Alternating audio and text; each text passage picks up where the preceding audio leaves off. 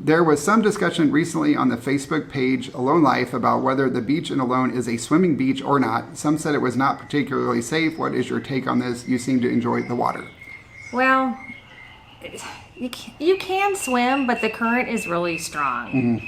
So it's not, I guess it depends on what your thought is. What your goal for yeah. swimming is. If you want to go out and swim laps, it's not a good lap No. beach. No.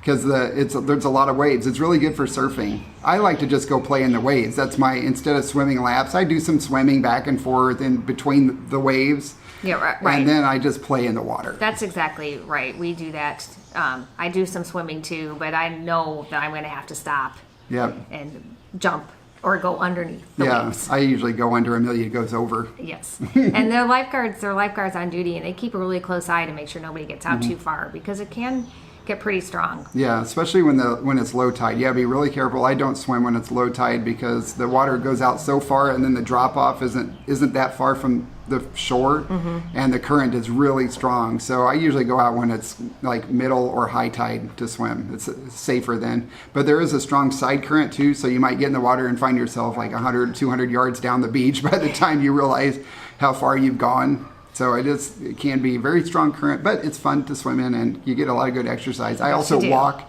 back and forth against the current to get exercise in the water without, with lower pressure on my back. It builds the core. So yeah, we highly recommend it. Yeah, it's good. I definitely wouldn't call it a swimming beach, but it's a fun beach to play in the water, as long as you're careful.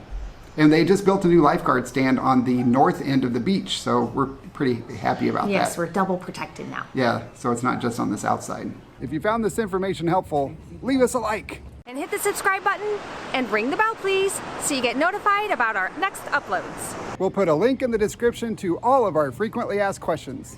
And be sure to check out our other channel, Amelia and JP, Because we show you what it's really like to live in Ecuador.